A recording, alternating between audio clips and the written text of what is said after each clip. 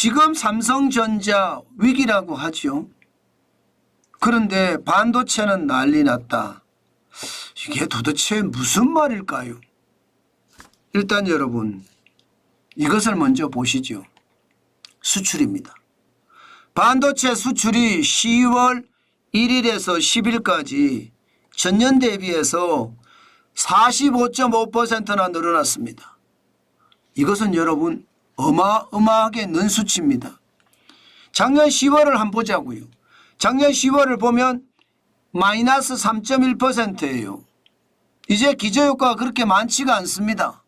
그런데도 반도체 수출이 45.5%가 갔다는 것은 지금까지 반도체 수출에 비하면 굉장히 많이 오른 숫자예요.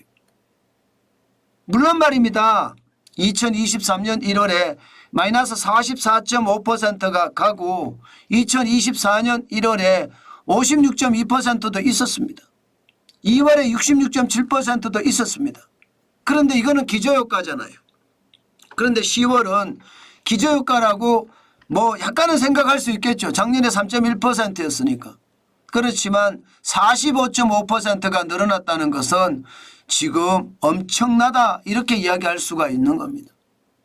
사실 삼성반도체는 위기라고 하잖아요. 그런데 반도체 수출은 위기라는 말이 실감나지 않습니다. 그만큼 말입니다. 특정 분야에 반도체 수출이 굉장히 많다는 뜻이에요. 삼성전자는 실제로 줄어드는 게 사실이지만 SK하이닉스는 더 많이 늘어난 것도 사실이거든요. 특히 HBM이라고 하는 고대역폭 메모리 부분에서는요. 중국도 사서 쟁이고 있고요. 또 엔비디아도 계속 납품을 해달라고 하고요. AI 열풍에 SK하이닉스의 HBM 반도체는 그야말로 품귀 현상이 일어날 정도로 난리가 났다. 그러니 수출이 당연히 이렇게 늘어날 수밖에요. 삼성전자의 위기와는 별도로 SK하이닉스의 선방이 반도체 수출을 45.5%로 이끌어냈죠. 대단합니다. 그만큼 우리 경제는요. 반도체가 지금 우리 경제를 떠받치고 있다. 이 말이 과언이 아닙니다. 그만큼 말입니다. 반도체 수출이 좋다는 뜻입니다. 물론 10월 달에 10월 1일부터 10일까지 작년에 비하면 조업일 수가 하루가 더 늘었기 때문에 45.5%가 늘어난 것도 조업일 수가 많아서 늘어났다 이렇게 이야기할 수는 있습니다. 그렇지만 반도체만 이렇게 45.5%가 아니라 성형차는 28.9%, 철강도 45.7%, 선박은 265% 늘었습니다. 자동차 부품도 58.5%. 다시 말해서 반도체가 시장을 이끌고 가지만 다른 어떤 수출품도 지금 탄력을 받아서 수출이 잘 돼 간다. 그렇게 이야기할 수 있는 겁니까? 충분히 그렇게 이야기할 수 있습니다. 그러다 보니까 반도체를 위시해서 수출 자체가 많이 늘어나서 수출은요. 진짜 반도체 난리 났단 말과 어울리게 1월에 10월 1일부터 10일까지 32.3%나 수출이 늘었습니다. 전년 대비해 보면 진짜 엄청나죠. 전년 보세요. 10월 5.1% 수출이 늘어났을 때예요. 그런데 10월에 5.1% 늘어났는데 그 위에다가 33.2%가 늘어났다는 이야기잖아요. 이것은 대한민국의 홍보기자 호재입니다. 물론 10월 1일부터 10일까지니까 33.2%를 계속 지켜갈 거다 그렇게 생각은 하지 않습니다. 그렇지만 수출이 작년에 기저효과를 넘어섰다는 것, 진짜로 늘어나고 있다는 것, 이것은 어쩌면 우리에게는요 최악의 상황에서 한 줄기 서광의 빛이다 이렇게 이야기해도 틀리지 않습니다.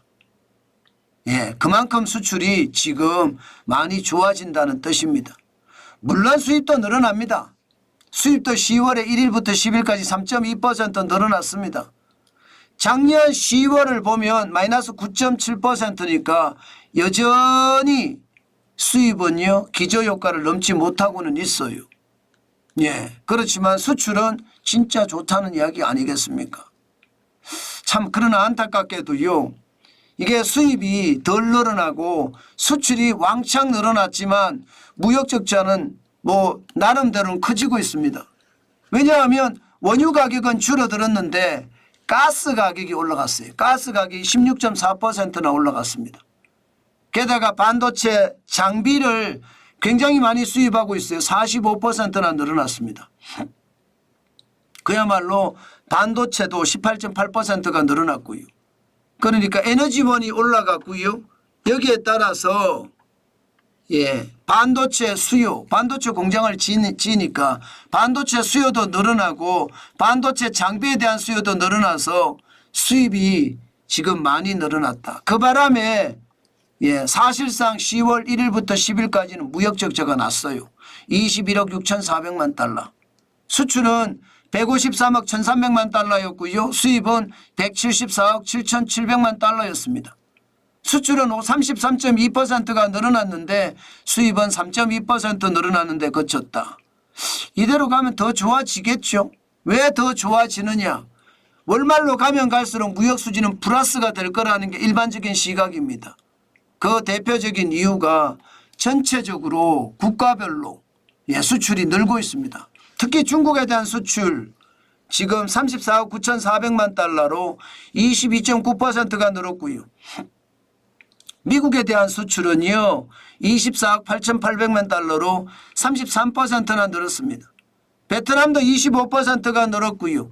유럽연합도 24.1%, 일본도 25.5% 늘었습니다. 대만은 96.7%가 늘었고요. 싱가포르도 42.1%. 전반적으로 수출이 다 늘었잖아요.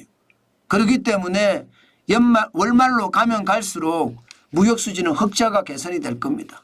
그러나 안타까운 것은 중국이에요. 중국의 의존도가 점점 커지고 있어요. 22.8%까지 올라갔잖아요. 미국에 대한 수출 부분은 16.2%고요.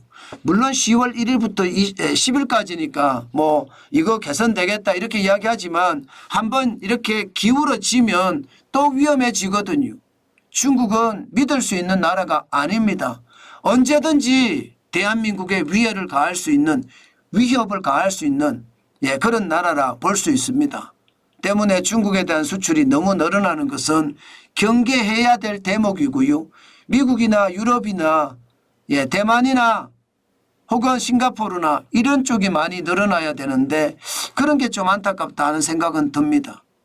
그렇다고 하더라도 뭐 우리 무역 수지는 현재까지는 21억 6,400만 달러의 마이너스입니다. 10월이요.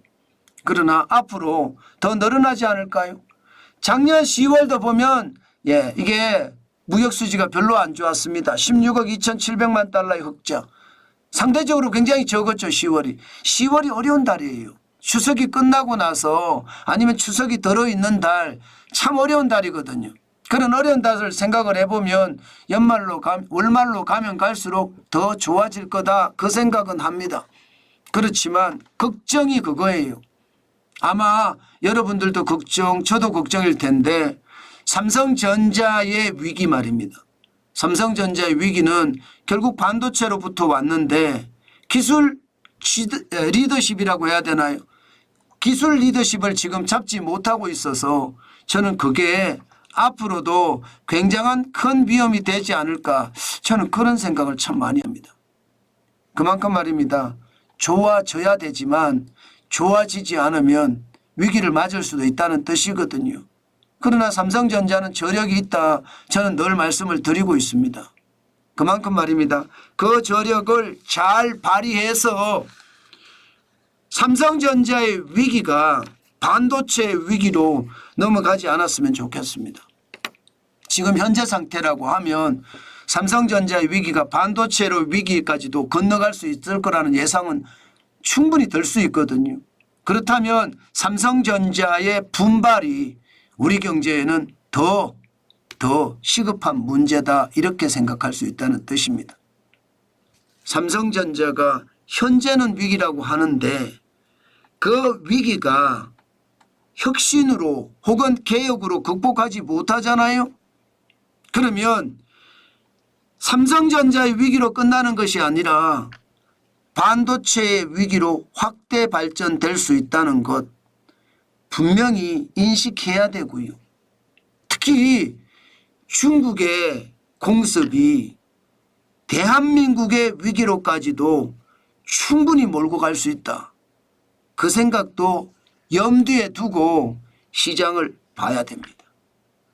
그만큼 지금의 상황은요, 절체절명의 상황이다. 저는 그렇게 판단하고 있습니다.